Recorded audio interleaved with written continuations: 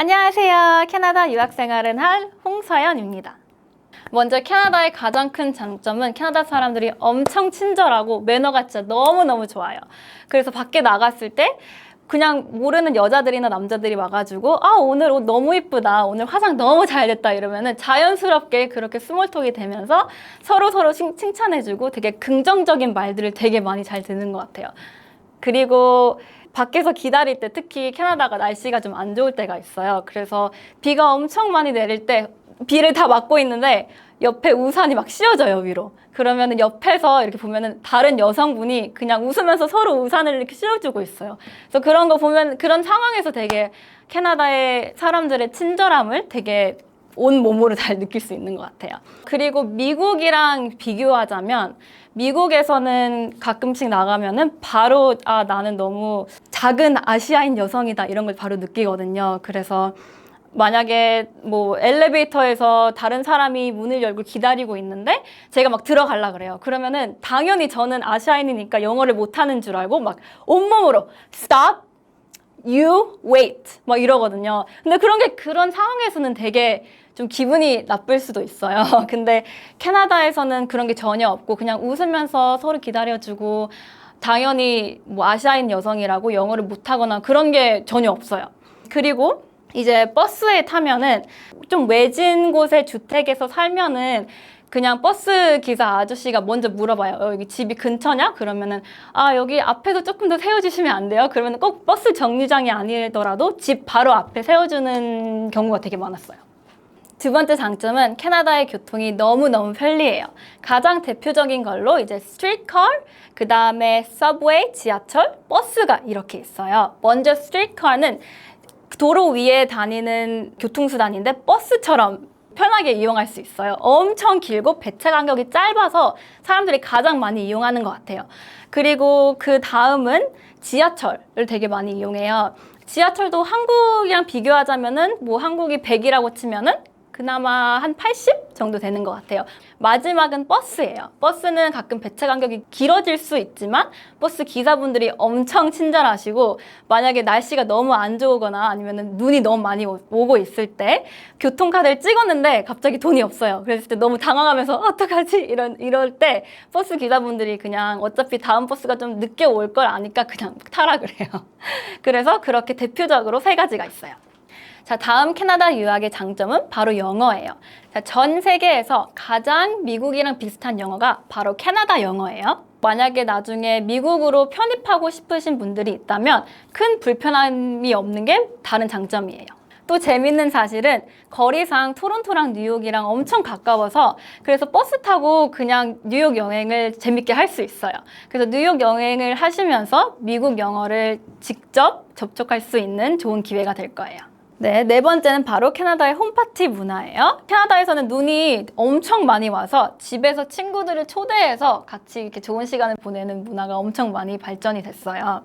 그래서 홈파티를 통해서 되게 사회적으로도 안정을 얻을 수도 있고 정서적으로도 물론 안정을 얻을 수 있어요. 그래서 저는 홈파티 다니면서 새로운 친구들도 많이 만나고 되게 다양한 문화를 접할 수 있어서 정말 좋았던 것 같아요. 다음 장점은 학교 생활의 장점입니다. 아무래도 캐나다가 엄청 추운 나라다 보니까 중간에 우울증이 되게 심하게 온 적이 있었어요. 그래서 가끔은 진짜 밖에 나가고 싶지도 않고 학교 가고 싶지도 않고 그런 날들이 조금 있었는데 그때가 하필 기말고사였어요. 그랬을 때 어떻게 하지 하다가 제 친구들이 한번 교수님한테 얘기해보라 이래서 저는 당연히 교수님들이 그래도 시험은 봐야 된다라고 할 줄 알았는데 교수님들이 모두 다 이메일로 답장이 온 게 우리는 정신적의 건강을 가장 심각하게 받아들여야 한다. 그리고 그것뿐만 아니라 당연히 시험은 너가 편한 대로 미뤄주겠다. 그리고 링크를 보내줬어요. 이게 무료로 우리가 만날 수 있는 상담원이나 아니면은 병원이나 이런 것들을 다 보내주시고 마지막에는 혹시나 더 필요한 게 있으면 언제든지 내 오피스에 방문해라. 이렇게까지 연락이 받아가지고 되게 캐나다 나라는 신체적 건강만 아니라 되게 정신적 건강도 되게 진지하게 보는 나라구나 이렇게 생각했어요. 캐나다 단점 1번은 우범지대가 되게 많아요. 이제 길을 찾으러 갔었을 때 구글 맵스에 보통 치잖아요. 그랬을 때 내비게이션만 따라갔는데 어느 순간 주변을 보니 되게 위험한 상황을 많이 접했어요. 그래서 빨리빨리 뛰어가가지고 친구를 만나다 보니 너 왜 그쪽으로 걸어왔냐고, 이렇게 돌아와야지, 이 라인은 당연히 피해야 되는 라인이다. 이거는 정말 그 현지에서 살다 보면서 이쪽은 좀 안 좋다, 이쪽으로 돌아가야 한다, 이런 길들을 알아야 되는 게 되게 많았어요. 네, 두 번째는 바로 야간 시간에 조심해야 돼요. 그래서 저는 특히 밤늦게 산책하고 친구들 만나고 이런 걸 되게 좋아하는데, 캐나다에서 되게 밤늦게 한 10시까지 공부하고 집에 걸어가는데 뒤에 노숙자분이 칼을 들고 쫓아오는 거예요. 그래서 저는 너무 떨려가지고 집에 거의 울면서 뛰어갔는데, 그리고 나서 다음날에 친구들이랑 얘기해보니 아, 이런 게 정말 흔히 있는 일이다. 그러면서 해가 지면은 아무래도 조심히 집에 잘 가고, 그리고 너무 큰 소리의 노래를 듣지 않고 꼭 그렇게 내 주변에 뭐가 있는지 상황을 잘 알고 있어야 돼요. 자, 세 번째는 영업시간 확인이에요. 캐나다는 아무래도 가족 중심의 사회니까 일요일에는 특히 일찍 집에 가가지고 가족들이랑 시간을 보내려고 해요. 거의 모든 상점들이 6시 반 이후면 문을 다 닫아요. 특히 편의점도 우리는 그냥 24시간 편의점을 되게 많이 볼 수 있지만 캐나다에서는 아무리 늦게까지 하는 것도 한 10시쯤이면 문을 닫아요. 만약에 24시간 편의점이 있다면 좀 위험한 편의점일 수도 있어서 무조건 그게 어떤 편의점인지, 그 주인은 어떤지 잘 먼저 살펴보고 가셔야 하는 걸 추천해요. 다음은 캐나다 날씨예요. 캐나다 날씨는 여름에 특히 진짜 좋을 때는 너무너무 좋아요. 덥지도 않고 춥지도 않고 진짜 최고의 날씨예요. 하지만 이제 눈이 많이 오면은 햇빛도 많이 없고 사람들이 좀 더 우울해져요. 눈이 많이 오면은 이제 아무래도 날씨도 너무 추워지고 밖에 나가기도 싫어지고 이래서 사람들이 집에만 있으면서 그냥 여름만 기다리는 성향이 있어요. 그래서 그때는 꼭 비타민을 많이 챙겨 먹는 걸 추천해드려요. 자, 다음은 캐나다는 정말 좋은 나라지만 인종차별이 전혀 없는 거는 아니에요. 이제 일을 하시거나 아니면 돌아다니시면서 당연히 인종차별을 조금 겪을 수도 있어요.